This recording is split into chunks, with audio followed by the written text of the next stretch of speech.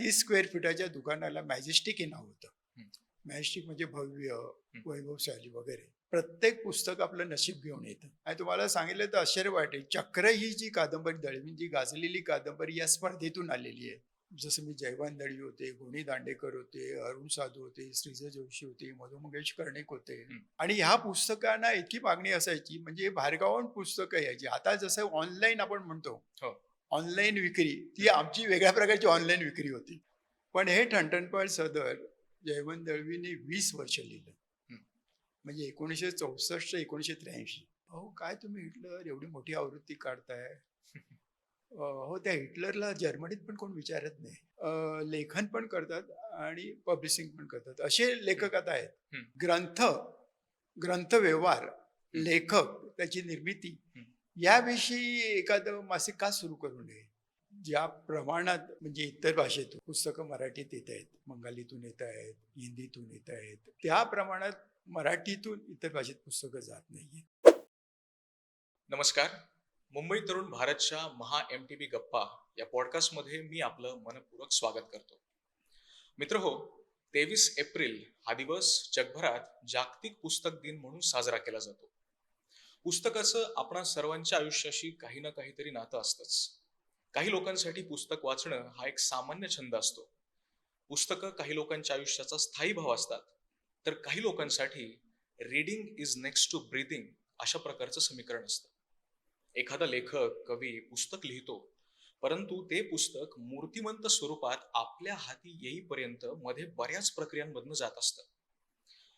पुस्तकाचं प्रकाशन, पुस्तकाची विक्री, पुस्तकाच्या विचाराचा प्रसार आणि पुस्तकांना सामान्य माणसांपर्यंत पोहोचवण्याचं काम ही एक अतिशय महत्वाची जबाबदारी असते. त्यामुळे या सर्व ग्रंथ व्यवहाराबद्दल, प्रकाशनाच्या जगाबद्दल आणि पुस्तकाची निर्मिती साधारण कशी होते या संदर्भात अनेक गोष्टी समजून घेणं अगत्याचं ठरतं. त्यासाठी आपल्याला मार्गदर्शन करण्यासाठी आणि आपल्यासह गप्पा मारण्यासाठी आज ज्येष्ठ प्रकाशक, ग्रंथवितरक आणि मॅजेस्टिक बुक डेपो तथा मॅजेस्टिक प्रकाशन यांचे सर्वेसर्वा श्री अशोक कोठावळे सर आज इथे आपल्यासोबत गप्पा मारणार आहेत. सर, मुंबई तरुण भारतच्या महा MTB गप्पा या पॉडकास्टमध्ये मी आपलं मनपूर्वक स्वागत करतो. नमस्कार. तर सर, मला या गप्पांची सुरुवात करायची ती गिरगावच्या फुटपाथपासून. मॅजेस्टिक हे नाव माहीत नसेल असा मराठी माणूस सापडणं दुर्मिळ मुळात. तर मॅजेस्टिकची स्थापना कशी झाली, तिचा विस्तार पुढे कसा झाला, या संदर्भात आम्हाला आपल्याकडनं जाणून घ्यायला आवडेल. माझ्या वडिलांनी, बाबांनी, यशवराव कोठाळे यांनी गिरगावात एक छोटंसं दुकान घेतलं. ते फक्त 30 स्क्वेअर फुटाचं होतं आणि तिथून व्यवसायाला सुरुवात झाली. आणि बऱ्याच जणांना ते त्या 30 स्क्वेअर फुटाच्या दुकानाला मॅजेस्टिक हे नाव होतं. मॅजेस्टिक म्हणजे भव्य, वैभवशाली वगैरे. तर बरेच जण मला हा प्रश्न विचारतात की तुम्ही मॅजेस्टिक हे नाव कसं काय दिलं?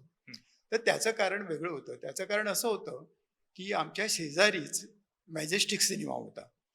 त्यावरून बाबांनी मला वाटतं हे नाव दुकानाला मॅजेस्टिक दिलं.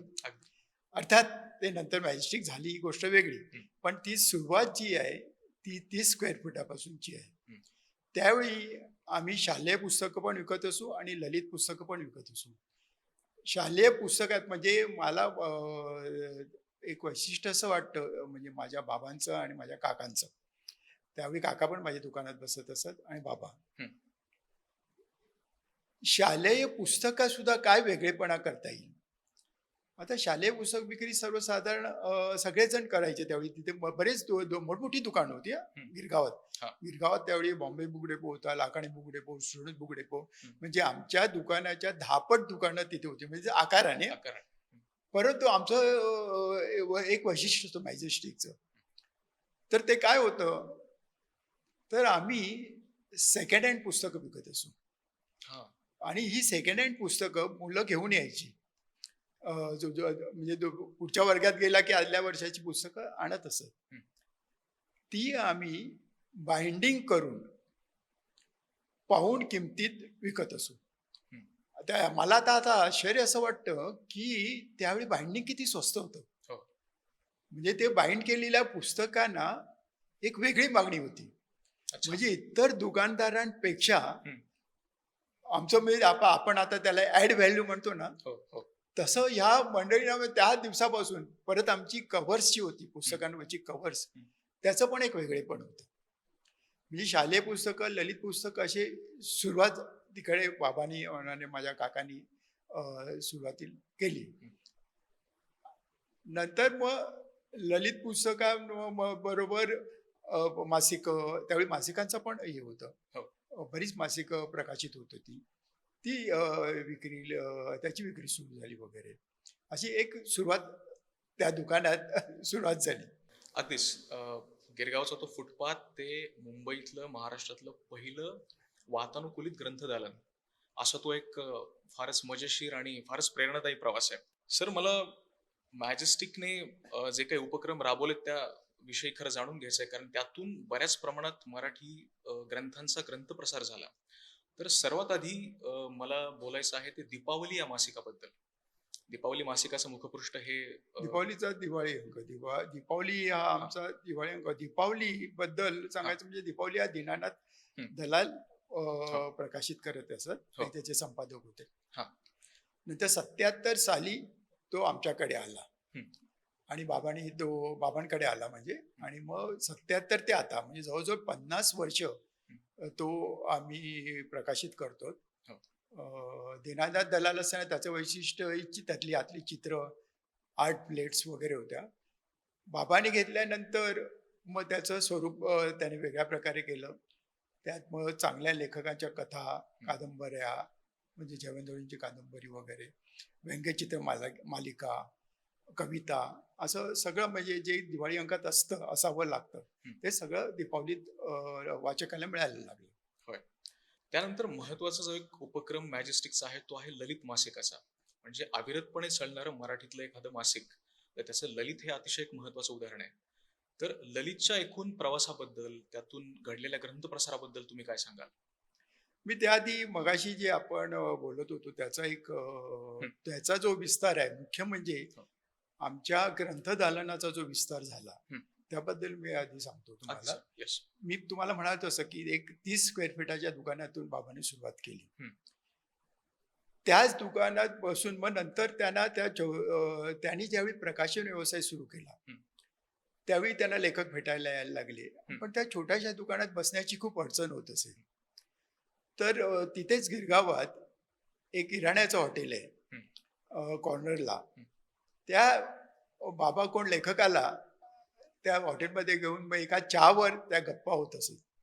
हे बऱ्याच जणांनी लिहिलेले आहे की मग बाबांना स्वतःला वाचनाची आवड होती. मग दिवाळी अंकातल्या कथा वगैरे वाचल्यावर एखादा लेखक त्यांना आवडला तर ते त्या लेखकाला बोलवत असत. आणि ते एक आठवण शन्ना नवरेने एक चांगल्या प्रकारे लिहिलेली आहे की त्याने कसं बोलवलं, मग ते दुकानात कसे गेले. आणि त्याआधी बाबांनी त्यांच्या सगळ्या कथा वाचलेल्या होत्या आणि त्याचे एक कात्रणं सगळी अशी काढून त्याची फाईल केलेली होती. आणि मग त्यांच्या गप्पा झाल्या, त्याचं नाव काय ठरवायचं वगैरे. पण नंतर बाबांना कळलं की हे अडचणीचं होतंय. मग बाबांनी गिरगावातच सुरतवाला बिल्डिंग म्हणून आहे, तिथे ऑफिस थाटलं. त्या काळात तुम्हाला सांगतो बाबांना भेटायला अनेक लेखक येत असत.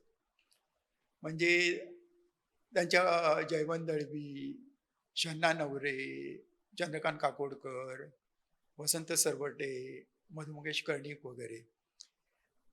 तर ह्या सगळ्यांशी बाबांशी खूप चांगली मैत्री झाली. आणि तुम्हाला तो ललितचा जन्म इथूनच तो सांगतो की काय झालं. मग ही मैत्री झाल्यानंतर ती इतकी मैत्री होती की मग त्यांच्या सहली निघायला लागल्या. मग वेगवेगळ्या ठिकाणी जायचं, शनिवार रविवारी एक दिवस राहायचं शनिवारी वगैरे, किंवा एक दिवसाची पण सहल असायची. तर एकदा विहार लेकला ह्या सगळ्या मित्रमंडळींची सहल गेली होती. आणि एक असा विषय निघाला की जसं फिल्मफेअर असतं, स्क्रीन असतं, म्हणजे जे सिनेविषयक माहिती देतं, त्यातल्या गॉसिप असतात, येणारे सिनेमाविषयी माहिती असते, किंवा सिनेविषयक जग आपल्याला त्यातून फिल्मफेअरमधनं किंवा स्क्रीन सारख्या मासिकातून कळायचं.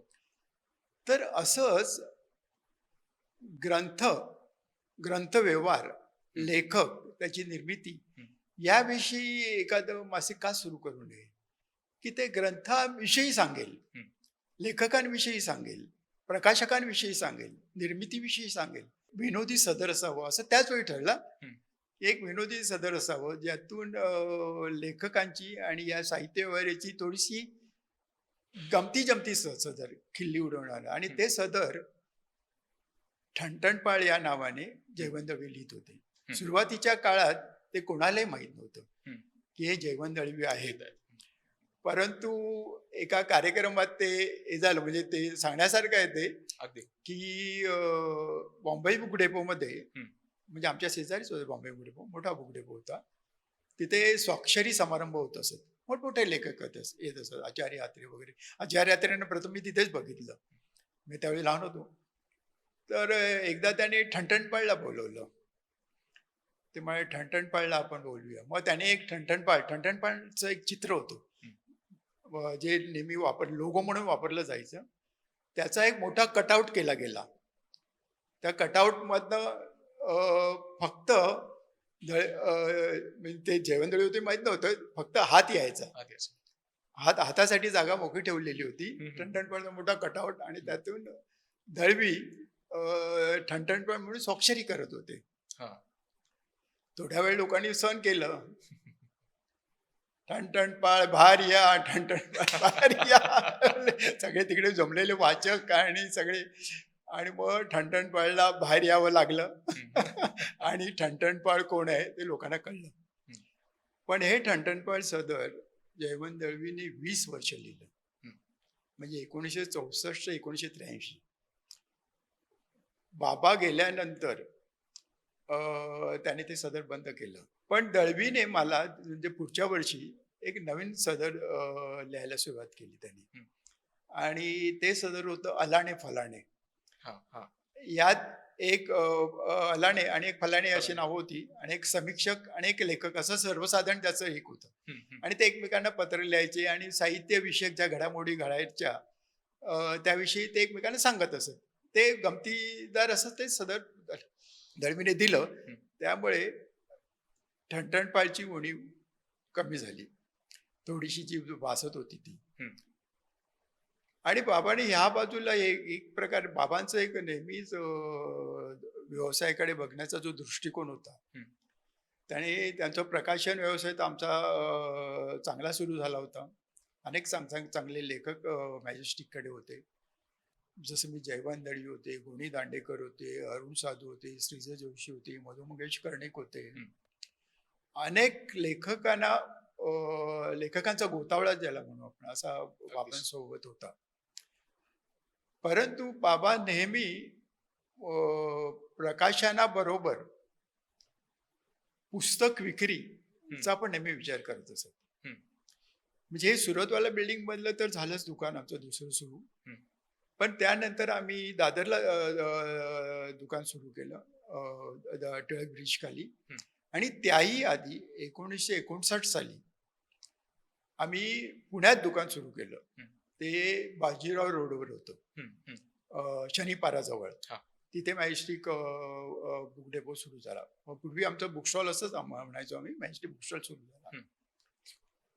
आणि बाबांना मला वाटतं पुन्हा आवडायला लागलं वगैरे. व्यवसायाच्या दृष्टीने पण ते चांगलं होतं. तिथे प्रिंटिंग प्रेस वगैरे. आणि म्हणजे ते दुकान 59 साली सुरू झालं. आणि 69 साली बाबांनी मॅजेस्टिक नावाची बिल्डिंगच आम्ही म्हणजे तिथे जागा प्लॉट घेतला आणि बांधली. ती बांधल्यानंतर ती राहण्याच्या दृष्टीने होती आणि आमचा प्रेस पण होता. आणि तिथे आम्ही राहत असू. आणि एक मोठं आम्ही ग्रंथदालन सुरू केलं. ते होतं 2500 स्क्वेअर फीटाचं. From 30 square feet to 2500 square feet पर्यंत तो विस्तार झाला. पण ते आमचं जे दुकान होतं पुण्यातलं नारायणपेठ पोलीस चौकीच्या मागे, ते मुख्य रस्त्यापासून थोडंसं आत होतं. त्यामुळे तिथे लोक वळावे, लोकांना ते माहिती व्हावं ऐकूतच. आणि बाबांना तिथे आमचा अर्धा भाग त्यावेळी, अर्थात सुरुवातीला अर्धा भाग आम्ही राहत होतो आणि अर्धा भागात ते दुकान होतं. नंतर आम्ही वरती राहायला गेलो आणि पूर्ण ते त्यावेळी ती सगळी मंडळी येत असत आणि गप्पा होत असत वगैरे. तर त्यातून असा विषय निघाला की ह्या ज्या आपण गप्पा मारतो, हम्म. आमची गच्ची होती छान. हा. ह्या आपण गच्चीवर तुम्ही जागा पण मग नंतर बाबांनी स्टेज पण बांधलं आणि मॅजेस्टिक गप्पा ज्या सुरू झाल्या त्याला आम्ही साहित्यिक गप्पा असं म्हणत असू. हो. म्हणजे सगळ्यांनाच त्याचा आनंद घेता येईल वगैरे. आणि त्याचं 1972 साली त्या गप्पांचं उद्घाटन गदिमाने केलं होतं, गदिमा माडगूळकरांनी. हा. आणि त्या गप्पाला खूपच खूपच चांगला प्रतिसाद मिळाला. म्हणजे सुरुवातीपासूनच चांगला प्रतिसाद मिळाला. लोकांना ती अभिनव कल्पना वाटली. वाटली. म्हणजे त्याला आम्ही एक शब्द वापरत असू. तर एखाद्या एकदा मुलाखतीत मला विचारलं, आम्ही त्याला शब्द वापरत असू प्रकट मुलाखत. हम्म. तर मला एकाने विचारलं, काय हो प्रकट प्रकट म्हणजे काय? म्हटलं सर्वसाधारणपणे मुलाखती रेडिओवर होतात, दूरदर्शनवर होतात, पण प्रत्यक्ष तुमच्या समोर व्यक्ती बसलेली आहे आणि तुम्ही त्याला ऐकता. हम्म. त्याचा जो आनंद आहे तो जास्त लाईव्ह आनंद Live आनंद आहे. आनंद आहे होय. तो. त्यामुळे त्या खूप हे झालं आणि खूप मोठमोठे लेखक, मोठमोठे कलावंत त्या गप्पांना आलेले आहेत. या 1972 ते 93 अशा या गप्पा आमच्या. आणि आमची गच्ची छान गच्ची होती आणि त्या गच्चीत त्या आणि मे महिन्यात त्यावेळी कसं होतं म्हणजे आता लोक स्थायिकच झाले पुण्यात, पण त्या काळी मे महिन्यात पुण्यात येणारी बाहेरगावची मंडळी पण खूप होती. हा. हा. म्हणजे आमच्या सर्वसाधारण आम्ही 15 दिवस गप्पा करायचो. 1 ते 15 मे अशा गप्पा असायच्या आमच्या. 15-15 दिवस खाली चहापान वगैरे व्हायचं, वरती गच्चीत गप्पा. हम्म. या गप्पा तिथे सुरू झाल्या. आणि म्हणजे मुख्य म्हणजे बाबांनी मॅजेस्टिक गप्पा ज्या सुरू केल्या त्यामध्ये पण त्यांचा एक निश्चितच असा उद्देश होता की त्या निमित्ताने जो वाचक आहे, जो श्रोता आहे, हम्म. जो गप्पांचा श्रोता आहे तो वाचक पण आहे. हो. का त्याशिवाय अशा गप्पांना येणारा असा ते काही एंटरटेनमेंट प्रोग्राम नव्हते, मनोरंजनाचा कार्यक्रम नव्हता. हम्म. तो चांगला ऐकण्याचा कार्यक्रम होता. अगदीच. आणि त्याला श्रोता पण तसा चोखंदळ श्रोता यायचा. हम्म. म्हणजे ते आमच्या खालच्या दुकानात जे मगाशी मी म्हणालो हम्म. 2,500 स्क्वेअर फीटाचं आमचं जे दुकान होतं, हम्म. त्या दुकानात सुद्धा आम्ही माईकची स्पीकरची व्यवस्था केलेली होती. म्हणजे पुस्तकं चालता चालता सुद्धा हम्म. तुम्हाला त्या गप्पा ऐकता येतील वगैरे. बरोबर. आणि तिकडनं ह्या गप्पा सुरू झाल्या. मला सर प्रकाशन या विषयाकडे यायचे आता की आपले वडील श्री केशवरावजी कोठावळे त्यांनी जेव्हा पुस्तकांचं प्रकाशन सुरू केलं त्या काळात कोणते लेखक, कोणते कवी किंवा कोणते निबंधकार लिहित होते आणि जेव्हा ही जबाबदारी तुमच्या खांद्यांवरती येऊन पडली तेव्हा तुम्ही ज्या नवीन लेखकांशी त्या काळात काम केलं तर या लेखकांबद्दल थोडंसं सांगाल का दोन्ही पिढ्यांच्या? एक तर बाबांनी ज्यावेळी म्हणजे बाबा म्हणजे आपण असं म्हणू की मॅजेस्टिकचे पहिले लेखक कोण होते. हा. म्हणजे बाबांच्या काळातले लेखक, माझ्या काळातले लेखक. हम्म. तर एक तर बाबांच्या काळातले लेखक म्हटलं तर जयवंत दळवी, गोनी दांडेकर, मधु मंगेश कर्णिक, मधु मंगेश कर्णिक, अरुण साधू, श्रीज जोशी वगैरे असे अनेक, हम मराठे, अशा प्रकारचे लेखक बाबांच्या काळात होते. पण बाबांना हे लेखक बाबांनी ज्यावेळी हे त्यांचं एक असं मला वैशिष्ट्य सांगता येईल की बाबाने एक प्रकारे वेगळ्या प्रकारे शोध पण लेखकांचा घेतला. म्हणजे 1964 साली एक बाबांनी कादंबरी स्पर्धा घेतली. आणि त्या कादंबरी स्पर्धेत बरीच हस्तलिखित आली. आणि तुम्हाला सांगितलं तर आश्चर्य वाटेल, चक्र ही जी कादंबरी, दळवींची गाजलेली कादंबरी या स्पर्धेतून आलेली आहे. आणि ती मी प्रकाशित केली. नंतर माणूस नावाची कादंबरी मनोहर तल्लारांची, मग श्रीजय जोशींची त्यात कादंबरी होती. नंतर मधु मंगेश कर्णिकांची देवकी ही कादंबरी त्या स्पर्धेतून आलेल्या आहेत. आणि या स्पर्धेमुळे अनेक लेखकांच्या बाबांशी ओळखी झाल्या. आणि ते म्हणजे या व्यवसायाला त्याचा खूपच हे झाला, फायदा झाला. आणि त्या काळात झोपडपट्टीच्या जीवनावर लिहिलेली कादंबरी मुंबईतल्या चक्र याच्यासारखी कादंबरी, आणि त्यातून पुढे तर अनेक लेखक मॅजेस्टिककडे आले, ओढले गेले. एक मॅजेस्टिकचं वैशिष्ट्य असं होतं, की बाबा फक्त मी दोनदा तीनदा सांगितलं तुम्हाला, की फक्त प्रकाशनने पुस्तक विक्री पण कशी होईल? हं. पुस्तकं प्रकाशित करणे हा एक भाग झाला, पण त्याची वितरण व्यवस्था. आमची स्वतःची अशी दुकानं असल्यामुळे त्याचा आम्हाला निश्चितच फायदा होत होता. हं. दुसरं म्हणजे बाबांच्या काळानंतर आमचं पण, की हे एक एक वैशिष्ट्य असं होतं, की बाबांनी ज्याला आता सेल्फ हेल्प बुक म्हणतात हं, हं. किंवा युटिलिटी बुक्स, होय. काउंटर सेलची पुस्तकं, असे अनेक शब्द आता आहेत. प्रकाशन व्यवसायात याला आहेत. होय. तर अशा प्रकारची पुस्तकं पण त्या काळात प्रकाशित केली. हं. मी तुम्हाला सांगतो, इंग्रजी संभाषण कला नावाचं आमचं पुस्तक होतं. हं. त्यावेळी अजूनही तो हे आहे, की मराठी माणसाला चांगलं इंग्रजी बोलता आलं पाहिजे. हं, हं. ते ठाकूर म्हणून होते, वदे ठाकूर म्हणून त्यांचे ह्याचे क्लासेस होते. हं. ते इंग्रजी the art of English conversation वगैरे. हं. तर ते आम्ही पुस्तक प्रकाशित केलं. नंतर परफेक्ट इंग्लिश टीचर नावाचं इंग्रजी शिकण्याचं पुस्तक. म्हणजे माझे काका जास्त शिकले नव्हते, पण ते म्हणाले, मी इंग्लिश जो शिकलो थोडे बहुत, हं. वाचता येण्यापुरतं, ते परफेक्ट इंग्लिश टीचरने मला शिकवलं. हं. आणि ह्या पुस्तकांना इतकी मागणी असायची, म्हणजे बाहेरगावाहून पुस्तकं यायची. आता जसं ऑनलाईन आपण म्हणतो, हो. ऑनलाईन विक्री, ती आमची वेगळ्या प्रकारची ऑनलाईन विक्री होती. हां. म्हणजे त्यावेळी अर्थात म्हणजे किती हे असायचं, की पत्र यायची. हं. मग त्या पत्रात त्या पुस्तकाची मागणी असायची. आमचं अन्नपूर्णा नावाचं पुस्तक स्वयंपाकावरचं, त्याला पण खूप प्रचंड मागणी होती. आमचं एक इंग्रजी मराठी पत्रव्यवहार नावाचं पुस्तक होतं. म्हणजे अशा प्रकारची बाबांनी म्हणजे आता खूपच ह्या प्रकारची पुस्तकं प्रकाशित होत आहेत. म्हणजे ज्याला आपण म्हणू प्रेरणा देणारी पुस्तकं किंवा काही शिकवणारी.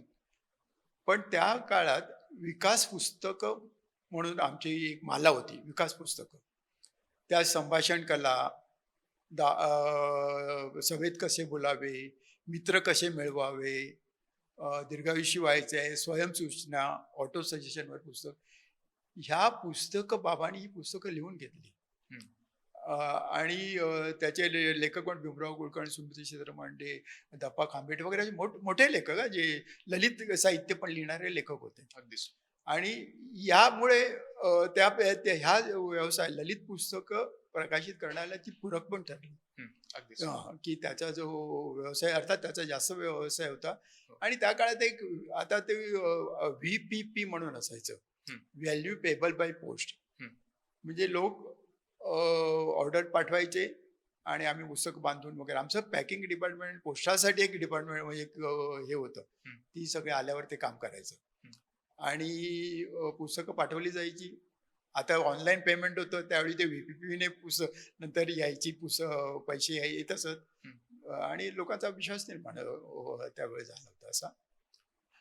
आणि असा आणि तुम्ही जो प्रश्न विचारला, की आता माझ्या काळात हं. हं. जसे बाबांचे म्हणून लेखक मॅजेस्टिकचे आणि बाबांचे, हं. तसे माझ्या काळात माझे म्हणून काही लेखक जे आहेत ते माझे मित्र झाले.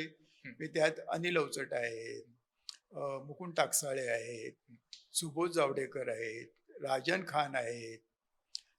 अमो मराठीची पण बरीचशी पुस्तकं नंतर मीच प्रकाशित केली. अमो मराठी आहेत हं. वगैरे. हं. तर हे माझे लेखक झाले, मित्र झाले. आणि त्यांची ते मॅजेस्टिकचे लेखक म्हणून ओळखायला लागले.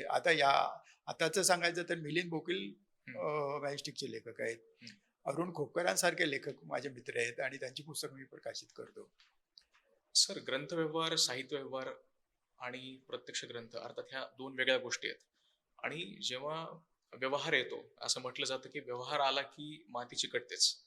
त्यामुळे व्यवहार आला की माती चिकटतेच.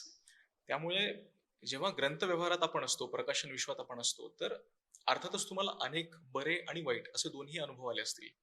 तर आपल्याला आलेले आश्चर्यकारक पद्धतीने आलेले सकारात्मक काही अनुभव असतील किंवा आश्चर्यकारक आलेले काही वाईटही अनुभव असतील. तर असे दोन्ही अनुभव आम्हाला ऐकायला आवडतील. तसं पाहायला गेलं तर जास्त असा मला चांगलेच अनुभव आलेले आहेत लेखकांचे हं. वगैरे. कारण लेखक ची तुमचा जो म्हणजे ते कसं असतं, खरं पाहता प्रकाशक आणि लेखक हे दोन्ही घटक जे आहेत ते एकमेकाला समृद्ध करत असतात असं मला वाटतं. हं. जे लेखक प्रकाशकाला समृद्ध करत असतो तसा प्रकाशक लेखकाला पण समृद्ध करत असतो. हं. म्हणजे त्याची पुस्तकं चांगल्या प्रकारे प्रकाशित करून त्याची चांगली निर्मिती करून त्याचं चांगलं वितरण करून तरच ते वाचकां शेवटी लेखकाची काय इच्छा असते की ते अधिकाधिक वाचकांपर्यंत पुस्तक पोचावं. हं. हे सगळं तुम्ही पाळलं आणि तुमचा आर्थिक अर्थव्यवहार हं. तर तुमची काही तसं बिघडणार एक तर ती ॲग्रीमेंट असतात हं. रॉयल्टी ॲग्रीमेंट वगैरे आणि त्याप्रमाणे ते सगळे व्यवहार होत असतात. हं. म्हणजे कधीतरी असा अनुभव येतो की म्हणजे फार मला फार रेअर असा अनुभव आलेला आहे हं. की एखादं पुस्तक एखादा लेखक तुम्हाला सांगतो की हे तू प्रकाशित कर. हं. हं. म्हणजे माझ्या बाबतीत एकच झालं म्हणजे आता तू काहीतरी निगेटिव्ह सांगायचं म्हणून सांगतो जे खरं घडलेलं आहे की एका लेखिकेचं पुस्तक म्हणजे तिनेच मला सांगितलं मी तिच्या तर ते कथासंग्रह होता. हं. तो प्रकाशित करा वगैरे मी ते सगळं कलेक्शन केलं म्हणजे वेगवेगळ्या दिवाळ्यांकात त्या कथा आल्या होत्या. हं. ते आमच्या एक स्टाफपैकी एकाने मुंबई मराठी ग्रंथसंग्रहालयात जाऊन हं. त्या कथा सगळ्या शोधल्या, त्याची फाईल केली आणि नंतर बघितलं तर एका प्रकाशकाकडनं ते पुस्तक प्रकाशित झालं. आमच्या ज्या ज्या माझ्याकडे ज्या बाईंनी ते काम केलं होतं तेच तिच्याच टेबलावर ते पुस्तक ते अरे हो हे बघा साहेब आपण सगळं एकत्र केली कथासंग्रह प्रकाशित झाला. तेव्हा मला प्रथम असा ज्याला आपण म्हणतो की असा काय म्हणू आपलं मन दुखावणारा हं. असा तो माझा अनुभव होता हं. की तुम्ही सांगू शकता तुम्ही एवढी कारण त्यात आमची मेहनत होती सगळी. कारण ते तिने सांगितलं सगळ्या कथा म्हणलं की साधारण कोणत्या दिवाळी अंकात आल्यात कथा वगैरे तर ते तिने सांगितले ते दिवाळी अंक मिळवले वगैरे ठीक आहे म्हणजे तर असा रेअर पण हे फारच ज्याला रेअर आपण म्हणू असा अनुभव आहे. बाकी बरेच चांगलेच अनुभव आहेत मला तर सगळ्या लेखकांबरोबर बोलणे हा मोठा आनंदाचा गोष्ट आहे. हो. आनंदाची गोष्ट असते माझ्यासाठी. हं. हं. गप्पा मारणे हं. मला सांगतो की आमच्या घरी हं. आम्ही खारला राहत होतो त्यावेळी तर बाबांच्या मीटिंग्स होत असत बैठका. हं. म्हणजे ललित मासिकासाठी दीपावलीसाठी वगैरे हं. बाबांचे सगळी मित्रमंडळी जमत आणि म्हणजे त्या अर्थात ती त्या काळात म्हणजे मी सांगेन की 40च्या आसपासली सगळे होते ते लेखक मंडळी लेखक मित्र त्यांचे. ते एक आमची एक बेडरूम होती ती त्या बेडरूम मध्ये ती सगळी बैठक बसत असे हं. आणि मग त्यांच्या चर्चा होत वगैरे. हं. तर त्या वयात सुद्धा त्यावेळी मी असे 13-14 1 वर्षाचा त्या वयात सुद्धा मला वाटायचं अरे त्यात जाऊन आपल्याला बसता आलं पाहिजे त्या गप्पा ऐकता आला पाहिजे. आणि ते खूप म्हणजे हसणं खिदळणं त्याबरोबर आणि ही सगळी अशी ज्याला आपण म्हणू क्रिएटिव्ह सर्जनशील असे या ही सगळी व्यक्तिमत्व होती. म्हणजे वसंत सरवटेंसारखा चित्रकार वगैरे दळवींसारखे अनेक लेखक वगैरे आणि त्यांच्या गप्पा ऐकणे वगैरे. आणि मग त्यावेळी काय तो मी वडिलांना खूप घाबरायचो म्हणजे आम्ही सगळीच मुलं बाबांना खूप घाबरत असो त्यामुळे आम्ही काय त्यांच्या जवळ जात नसू पण काही ज्या ऐकू येत असत गप्पा वगैरे त्यात आपण सहभाग घ्यावं. पण बाबांच्या म्हणजे बाबा आमचे 1983 मध्ये गेल्यानंतर ह्या सगळ्या त्यांच्या मित्रांनी मला जे सहकार्य केलं आणि जे माझ्या पाठीवर हात ठेवला तो फारच महत्वाचा होता. म्हणजे ती मैत्री जी आहे बाबांची मैत्री बाबांशी असलेली त्यांची मैत्री ती माझ्याबरोबर पण सुरू राहिली. म्हणजे तेवढ्याच अर्थात त्यात वयाचा फरक होता पण मैत्री होती. म्हणजे म्हणजे दळवींकडे तर जयवंत दळवींकडे तर मी महिन्यातून एकदा जात असे काही विषय घेऊन जात असे काही त्यांना विचारायचे माझ्या मनात अनेक शंका असायच्या सुरुवातीच्या काळात. काही वेळा मी जयवंत दळवींचं तर खूपच सांगण्यासारखं आहे खरं पाहायला गेलं तर. आमच्याकडे ललितमध्ये गंभीर आणि गमतीदार नावाचं एक सदर होतं. ते सगळ्यांसाठी मोकळं होतं, म्हणजे कोणी त्यात लिहू शकायचं. हं. टिपण वजा असं ते सदर होतं. हं. म्हणजे त्यात काही गंभीर पण हे असायचं आणि काही गमतीदार, नावाप्रमाणेच ते होतं. हां. तर ती अनेक अशी टिपणे यायची. तर ती वाचायची. तर जयवंत दळवीनी मला ती टिपणं वाचून जयवंत दळवी ते सिलेक्ट करायची हं. आणि मला देत असत. मी त्यासाठी ते एवढा वेळ ते त्यांच्या या सगळ्या लेखनातून हं. तो वेळ काढत असत. ते फारच मला आता मागे वळून बघताना फारच ते महत्वाचं आणि काय म्हणू त्या प्रेमाने ते करत असत. आणि अर्थात त्यांनी माझ्याकडे पाहण्याचा त्यांचा दृष्टिकोन वेगळा होता. त्यांना हे वाटायचं की केशवराव कोठावळेनंतर हे सगळं चालू राहत आहे आणि चालू राहिलं पाहिजे वगैरे, ही त्यांची इच्छा होती. आणि अशा अनेक त्यांच्या मित्रांची होती. म्हणजे वसंत सरवटे तर माझे शेजारी होते. म्हणजे आम्ही एकाच बिल्डिंगमध्ये राहत होतो. ते 3ऱ्या मजल्यावर 4थ्या मजल्यावर. त्यांचा पण मला प्रत्येक गोष्टीत असा खूप त्यांच्या ज्ञानाचा मला फायदा होतोच. त्यांचं म्हणजे सरवटे जरी चित्रकार असले ते त्यांचं वाचन अफाट होतं आणि त्यांना साहित्यिक समज सूक्ष्म होती. जशी त्यांची चित्र होती, व्यंगचित्र, ती पण तुम्हाला विचार करायला लावणारी असत. नुसती हसवणारी नव्हती ती. हसवायला येतच, पण विचार करायला प्रवृत्त करणारी होती, विचार करायला लावणारी होती. तर तसंच त्यांचं सगळं आणि ह्या सगळ्या यांचा मला माझ्या माझ्या प्रगतीसाठी, मॅजेस्टिकच्या प्रगतीसाठी खूपच उपयोग झाला, विकासासाठी म्हणता येईल.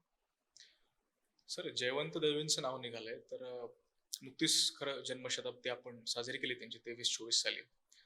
जयवंत दळवी यांनी विविधांगी असं लिखाण केलं आणि मॅजेस्टिकने ते वाचकांपर्यंत आणलं.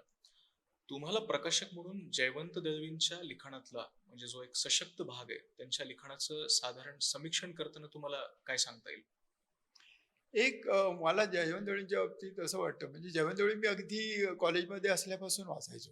म्हणजे एकदा मी वाचत असताना पकडला पण गेलो, म्हणजे वर्गात चालू वर्ग असताना मी कशासाठी पोटासाठी त्यांचं पुस्तक वाचत. जयवंत दळवींच्या लेखनाचं मला एक वाटतं की जयवंत दळवीने कधी क्लिष्ट लेखन केलं नाही. त्यांच्या लेखनाला एक ओघ असायचा. तुम्ही त्यांचं काही घ्या, विनोदी घ्या किंवा गंभीर लेखन म्हणजे कथा कादंबऱ्या वगैरे घ्या. दळवीने खूप मोठ्या अशा आम्ही एक गमतीत म्हणायचो, आमचे दुसरे लेखक म्हणजे वि. स. वाळिंबे. तर त्यांना आम्ही म्हणायचो, ते मोठमोठी पुस्तकं लिहायची, त्यांना हार्डबाउंड कादंबरीकार. 400 पानाच्या वर. तर मी दळवी तुम्ही एकदा हार्डबाउंड कादंबरी लिहा. कारण दळवींचं लेखक किंवा कादंबरी जयवंत दळवींनी कादंबरी दीपावली कादंबऱ्या लिहिल्या. त्यात आम्हाला छोट्याच लागायच्या. नंतर त्यात थोडासा ते विस्तार करत असत. पण दळवींच्या लेखन म्हणजे कोणतेही लेखन घ्या दळवींचं, ते तुम्हाला पकडून ठेवतं. म्हणजे ते कधी त्याने क्लिष्ट लेखन केलं, विनोदी लेखन तर त्यांचं खूपच हे होतं. पण त्याचबरोबर दळवी काय पाहिजे, दळवींना एक असा शिक्का पडला होता, म्हणजे असा की ठणठणपणामुळे विनोदी लेखक. पण दळवी म्हणत असत की माणसाच्या वृत्तीमध्ये विनोदाचा भाग हा फक्त 20% असू शकतो, बाकी तो 80% गंभीरच असला पाहिजे. आणि त्यांनी गंभीर लेखन पण अधिक केलेले खरं पाहता. विनोदी लेखन केलंच, पण गंभीर लेखन त्याची नाटकं, बॅरिस्टर सारखं नाटक वगैरे इतकं गंभीर नाटक आहे ते. त्यांनी अशी बरीच नाटकं त्यांची, संध्याछाया वगैरे सगळी त्यांचे विनोदी नाटकं, पुरुष सगळी त्यांची गंभीर नाटकं आहेत. म्हणजे त्यांचं एक सभ्यग्रस्त म्हणून त्यांचं विनोदी नाटक आहे, पण ते काही दिवशी चालले नाही. पण गंभीर नाटकं त्यांच्या, नाटककार म्हणून नंतर दळवी खूपच प्रसिद्ध झाले वगैरे.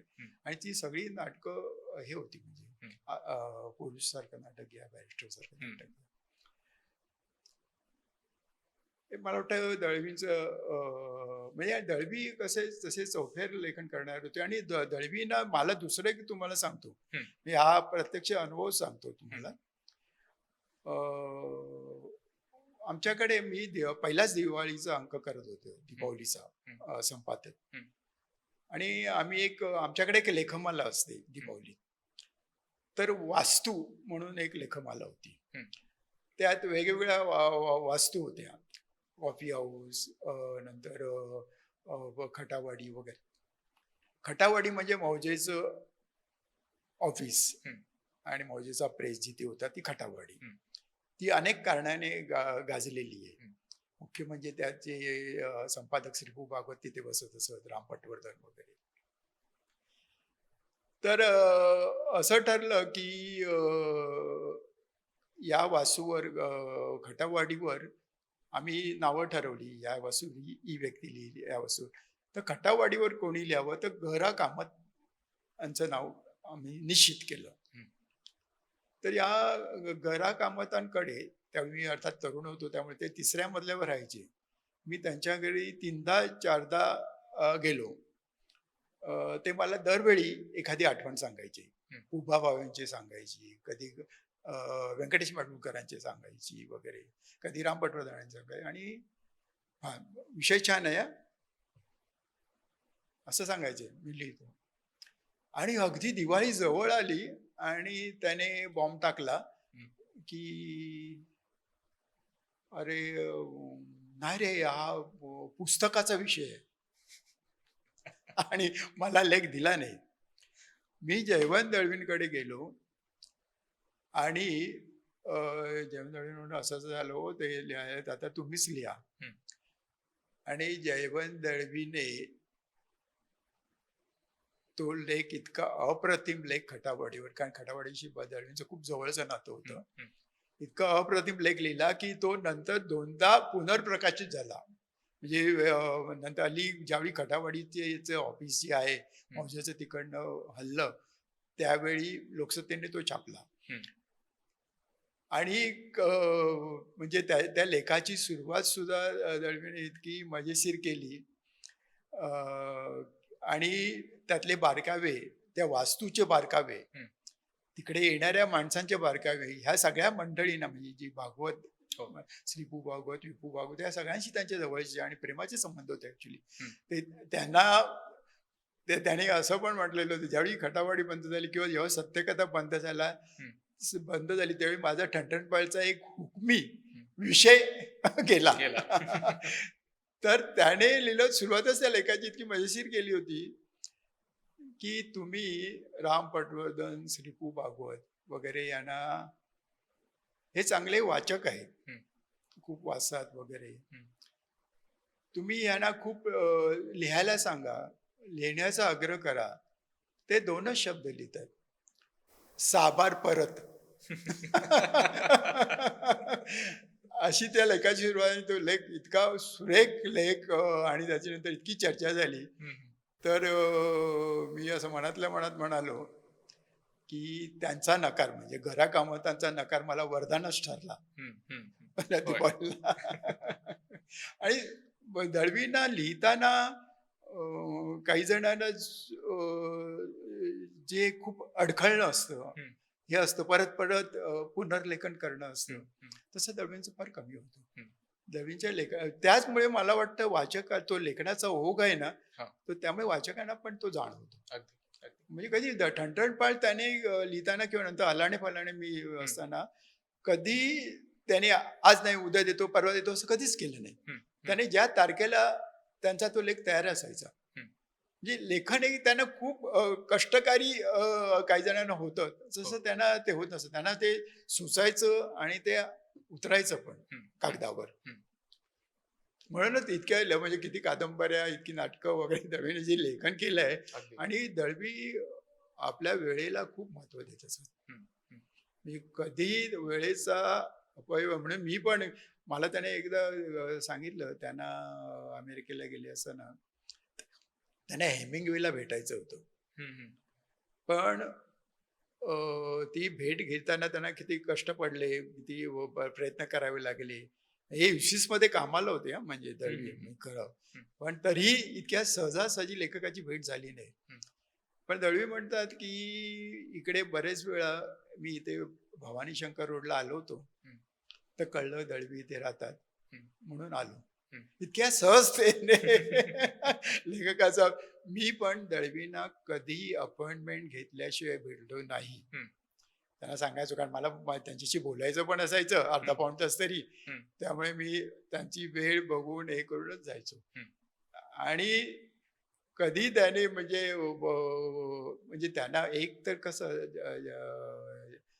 जयवंत दळवींना स्टेज फ्राईट होतं मात्र. हं, हं, हं. आणि ते कधी व्यासपीठावर जास्त बोलले गेले नाहीत. हं, आणि त्यांना व्यासपीठाचं तसं आकर्षण नव्हतं. हं, हं, त्यामुळे पण दळवींचं बऱ्यापैकी लेखन झालं. हं. नाही ते आकर्षण दळवी मला म्हणायचे, की ते आकर्षण एकदा निर्माण झालं ना, हं. की ते खूप तुम्हाला त्याचं हे होतं, म्हणजे तुम्ही त्यात मोहात पडता. कारण लगेचच्या लगेच मिळणारा जो प्रतिसाद असतो हं, हं. श्रोत्यांचा, हं. तो तुम्हाला भारावून टाकतो. हं, हं. अगदी पण खरं आहे. दळवी कधीही व्यासपीठावर फार ते नाहीच म्हणायचे. हं. दळवीने फक्त त्यांच्या 70चा जो सत्कार झाला त्यावेळी भाषण केलं, आणि ते इतकं उत्कृष्ट भाषण केलं होतं दळवीने. पण ते त्याने तर लोक त्या ठणठणपण शैलीत समजा त्यांनी भाषणं द्यायला सुरुवात केली असती तर त्यात ते अडकले असते. सर, मला प्रकाशन व्यवसायाकडे आता थोडंसं यायचं आहे. प्रकाशन हा शेवटी एक व्यवसाय आहे. आणि आजच्या काळात प्रकाशन व्यवसायाकडे पाहताना तुम्हाला एक म्हणजे अशोक कोठावळे उद्योजक, त्या प्रकाशन व्यवसायातले उद्योजक असा विचार करता तुम्हाला असं वाटतं का, की आता एखादी नवीन प्रकाशन संस्था काढायची, ती चालवायची, हा आताच्या दृष्टिकोनातून थोडासा आतबट्ट्याचा व्यवहार झालाय का? असं तुम्ही म्हणताय, परंतु आज असं दिसतंय की काही जणांनी नोकऱ्या सोडून या व्यवसायात आलेले आहेत. हं, हं, म्हणजे मी नावच घेऊन सांगायचं तर अभिषेक धनगर म्हणून आहे. हं. तो प्राध्यापक वगैरे होता, शिकवायचं वगैरे, इंजिनियर वगैरे. आता हं. आणि आता म्हणजे म्हणजे आता रायटर्स पब्लिशर हं, हं. जे स्वतः लेखन पण करतात आणि पब्लिशिंग पण करतात, असे लेखक आता आहेत. हं. म्हणजे तो समर नावाचा एक लेखक आहे. हं, हं. तो स्वतः ऑथर समरच असं म्हणतो. हं. नंतर नितीन थोरात नावाचे हो. असे 4 एक लेखक असे आहेत माझ्या पाहण्यात, हं. की जे स्वतः लेखन पण करतात आणि प्रकाशन पण करतात. हं. आतबट्ट्याचं म्हणजे काय, तुम्हाला तुमचं फोकस जो आहे हं. तो निश्चित पाहिजे. तुम्ही काय करता, कोणत्या वाचकांसाठी आहे वगैरे, ते असेल तरच तुम्ही त्यात टिकून राहू शकाल. हं. शेवटी प्रत्येक व्यवसाय हे असं शेअर मार्केट काय पडतं हे उडतं तसं लेखनाच्या बाबतीत पण प्रकाशन व्यवसाय, कुठचाही व्यवसाय असा. पण एक आहे की प्रकाशन व्यवसायात पेशन्स हा भाग आहे. हं, हं. म्हणजे ते प्रॉडक्ट असं नाहीये हं. की प्रकाशित केलं आणि महिनाभरात विकलं गेलं. हं, हं. म्हणजे काही काही पुस्तकं तर आम्ही त्या मोठ्या पण आवृत्त्या काढायच्या. बाबांच्या कारकिर्दीतली पुस्तकं अजून आमच्याकडे काही आहेत. हं, हं. म्हणजे त्या थोड्याशा प्रती असतील, हं. पण ते आहेत. हं. म्हणजे ते आलं सोल्ड आउट झालं असं काही हे नसतं. काही पुस्तकांनाच ते नशीब मिळतं हं. की ते आलं आणि लगेच संपलं, की त्याच्या आवृत्त्या निघाल्या. हां. पण तुम्हाला याच्यात संयम हं. आणि असेल तरच तुम्ही झटपट पैसे मिळवून देणारा व्यवसाय नाही. हं, हं. की पुस्तक काढलं, हे झालं, एखादं पुस्तक तुमचं हे होतं. म्हणजे कोणालाही, प्रकाशकाला सुद्धा तसा अंदाज नसतो. बाबा एक आमचं वाक्य बाबा नेहमी वापरायचे, हं. प्रत्येक पुस्तक आपलं नशीब घेऊन येतं. हं, हं. म्हणजे प्रकाशकाला जसं सिनेमाच्या बाबतीत असतं तसंच आहे, हं. की प्रकाशकाला तो तसा अंदाज नसतो हं. की हे पुस्तक किती यशस्वी होईल. काही वेळा येतो ना, असं नाही. हं. आता माझ्या बाबतीत आम्ही इडली ऑर्किड आणि मी विठ्ठल कामतांचं मी पुस्तक प्रकाशित केलं. हं. त्याचा समूह मला मी म्हणजे ते शब्दांकन केलेलं पुस्तक आहे, शोभा बोंद्रेने ते शब्दांकन केलं होतं. त्याचे 2-3 चॅप्टर मला पाठवले. मी वाचल्याबरोबर दोघांनाही फोन केला. शोभा बोंद्रेंना पण केला आणि विठ्ठल कामत. हं. म्हणजे सरळ भट्टी जमलेली आहे. हं. म्हणजे पुस्तक तुम्ही एकदा वाचायला घेतल्यानंतर ते खाली ठेवणार नाही. असं ते त्या पुस्तकाचं लेखन झालं आणि ते सगळे अनुभव होते. हं. ते काही पुस्तकांच्या बाबतीत तसा अंदाज येतो. आता तुम्हाला सांग, बाबानेच आमच्या हिटलर नावाचं पुस्तक प्रकाशित केलं होतं. हं. त्यावेळी एका साप्ताहिकाच्या संपादकाने बाबांना सांगितलं, म्हणजे त्या लेखकाने मला सांगितलं, वाळिंबेंचं पुस्तक आहे ते, हं. की त्यांना सांगितलं, अहो काय तुम्ही हिटलर एवढी मोठी आवृत्ती काढताय, हो त्या हिटलरला जर्मनीत पण कोण विचारत नाही. परंतु ते पुस्तक इतकं यशस्वी झालं. बाबांना अंदाज होता वाचणाऱ्याला एक अंदाज येतो की त्याची जी आपण किती त्यात गुंतून पडतो, हम्म, हम्म, काय त्यातलं आवडतं वगैरे. हम्म. एक वाचक जो असतो ना, जो जो संपादक वाचक, त्याला एक येतं. कित्येक वेळा असं पण असतं हम्म. की आपल्याला कळतं की हे पुस्तक हळूहळू जाणार, पण चांगलं पुस्तक आहे, मला प्रकाशित करायचंय. हम्म. त्याची विषय चांगला आहे, भाषा चांगली आहे, चांगली मांडणी, कदाचित हे पुस्तक हळू जाईल. हम्म. पण आणि अशी पुस्तकं प्रकाशित मराठीत होत असतात ना. हम्म. होय. नाहीतर काय फक्त बेस्ट सेलर पुस्तकं प्रकाशित होतात अशातला भाग नाही. अगदीच.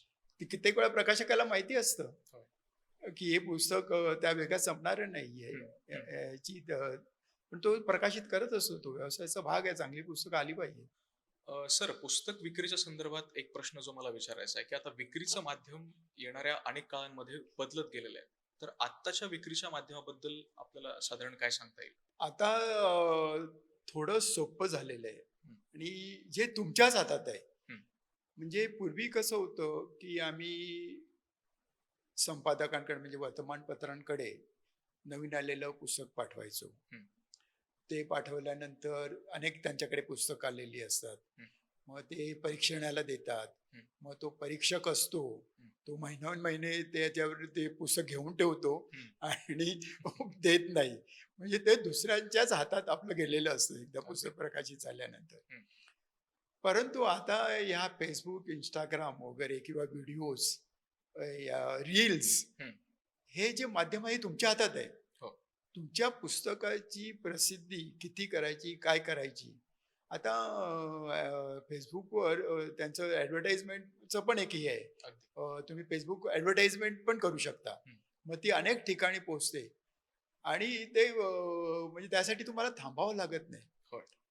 त्यामुळे आता हे जे नवीन प्रकाशक मी सांगितले, जे स्वतः पुस्तकं प्रकाशित करतात, हं.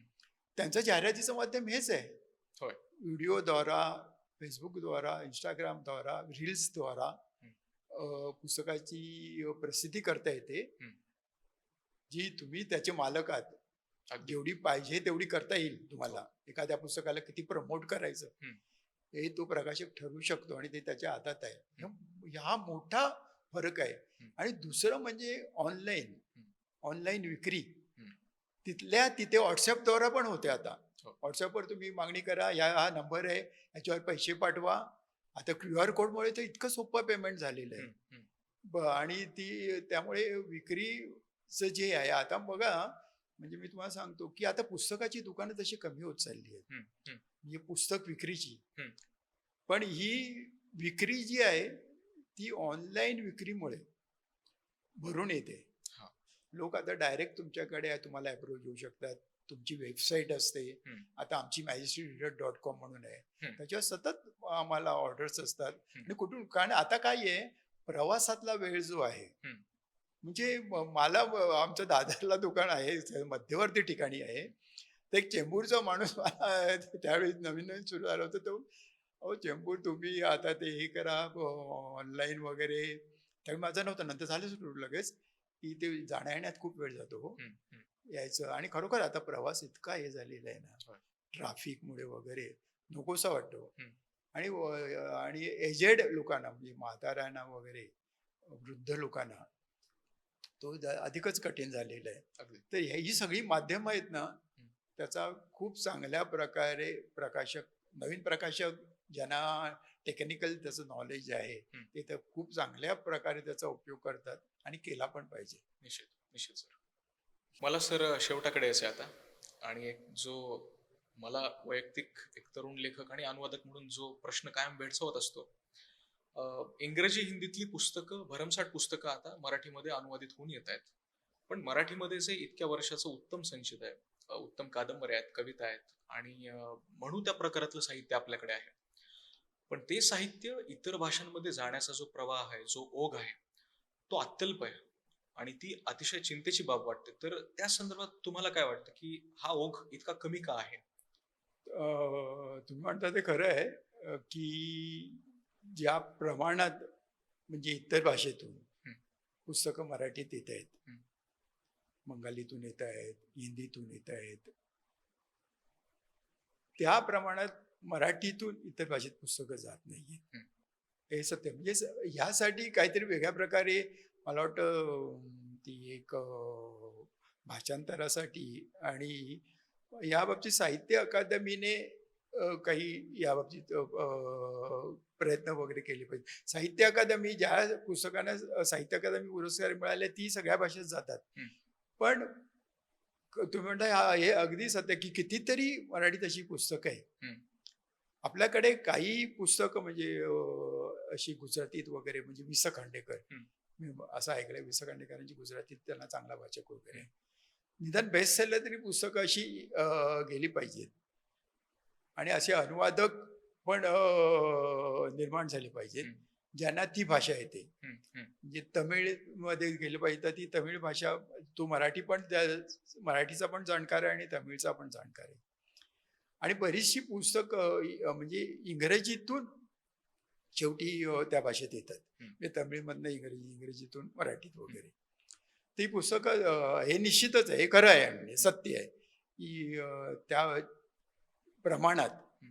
मराठीतली पुस्तकं इतर भाषेत जात नाही. मराठी साहित्य विश्वाला एकूण त्या दृष्टिकोनातनं ती अडचण किंवा तो धोका अजून लक्षात आलेला नाही असं वाटतं का तुम्हाला? नाही त्याबद्दल कुठे तो फरक पडतो मला सांगतो हं.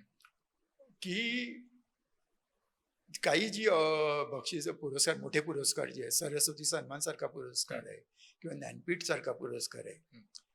तिकडच्या कमिटीला म्हणजे तिकडची जी निवड समिती असते किंवा परीक्षक समिती असते हं. त्यांच्यापर्यंत ही पुस्तकं त्यामुळे पोहोचत नाही हं. की ती त्या भाषेत वाचायला मिळत नाहीत वगैरे. हं. त्यामुळे तो लेखक माहीत होतो. पण आता काही लेखक मात्र त्या प्रयत्न करून वेगळ्या भाषेत त्यांची पुस्तके यायला लागले. म्हणजे तो लेखकांच्या प्रयत्नामुळे झालेलं आहे. हं. हं. की त्या भाषेतल्या प्रकाशकांची ओळखी करणे हं. आणि ते पुस्तक प्रकाशित करायला सांगणे वगैरे. हं. पण तुम्ही म्हणता ते निश्चितच ते थोडंसं त्याला त्यामुळे तुमची भाषा हं. त्यामुळे लोकांसमोर, इतर भाषिकांसमोर हो. त्याप्रमाणेच जात नाही ना. हं. हं. म्हणजे आपल्याला बंगाली लेखक माहिती असतो पण मराठी लेखक त्यांना माहित नसतो हं. वगैरे. तर ते निश्चितच हे आहे, नुकसान आहेच. म्हणजे आपण वेगवेगळ्या विषयांवरती बोललो आणि आपल्याकडनं खूप चांगल्या आठवणी, चांगले मार्गदर्शनपर किस्से आम्हाला खरं ऐकायला मिळाले. तर जागतिक पुस्तक दिनानिमित्त हा जो आपण पॉडकास्ट केलाय, त्या पॉडकास्टमध्ये मला इतकंच सांगायला आवडेल की आज या संभाषणाचा आम्हाला खूप आनंद झाला आणि मराठी पुस्तकं अशीच उत्तरोत्तर विविध भाषांमध्ये जावोत, त्यांचा प्रसार हो आणि मॅजेस्टिक आणि अर्थात तुम्हाला आमच्यातर्फे मनपूर्वक शुभेच्छा. आपण या कार्यक्रमात आलात, त्या पॉडकास्टमध्ये आलात. मी आपले आभार मानतो सर. धन्यवाद.